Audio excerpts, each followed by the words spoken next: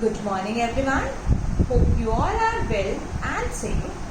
So today we will start our 6th chapter of Footprints Without Feet. That is what? The making of a scientist. Firstly, I will summarize it. Then we will go to the line-wise explanation. Okay? So listen it properly. The chapter The Making of Scientist is a story about the famous scientist Richard Ebright. Richie, as his mother used to call him, was a very curious child right from his childhood. He had started collecting butterflies in his childhood, and when he was 2 years old, he had already collected all the 25 species found near his hometown.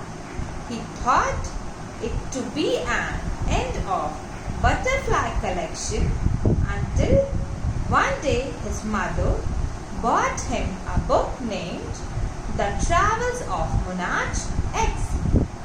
This was a turning point in his life, and he got much more interested in dealing with science.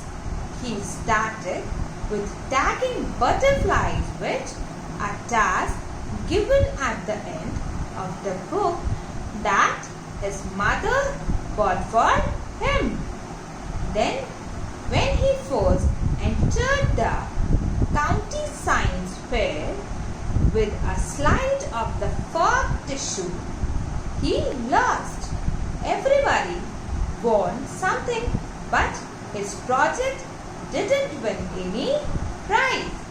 He was sad, but also understood that to win, he needed to do real experiments and not just to make neat and clean models.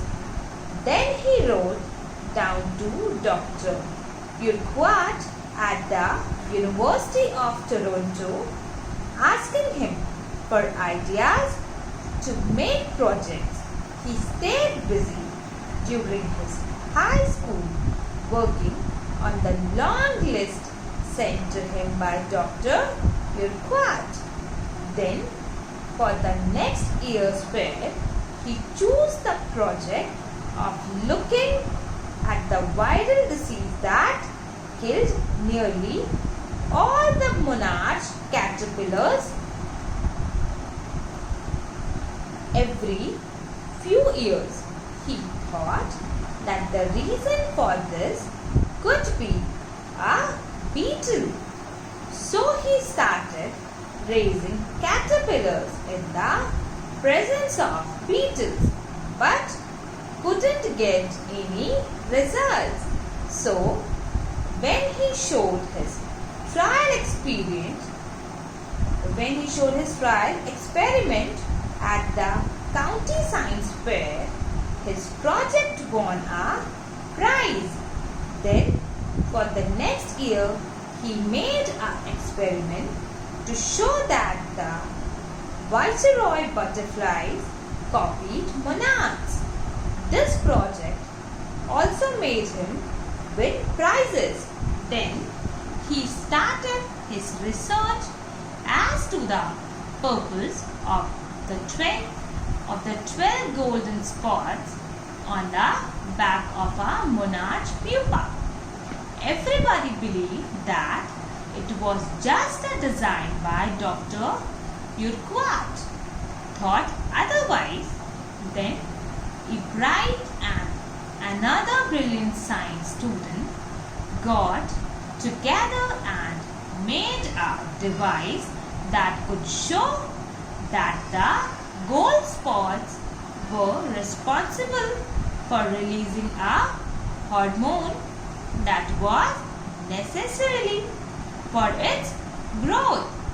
With the help of sophisticated instruments at one of the labs, he got a chance to work and found the chemical structure of the hormone in the gold spots.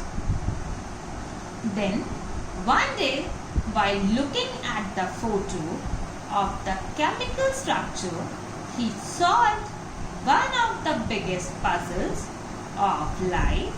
He came to know how a cell blueprint is DNA.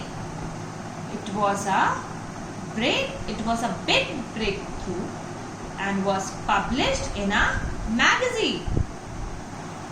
He also had many other interests and also admired his social studies teacher, as he was the one who used to give him new ideas. He was good at debating, public speaking, and a great canoeist. He never used to win for the sake of winning or for the prizes, but he actually wanted to be the best, and whatever he used to do, it is shown in this chapter, that with the right amount of curiosity means utsukta, a bright mind, and the will to win for right reasons, and the qualities needed to be a scientist.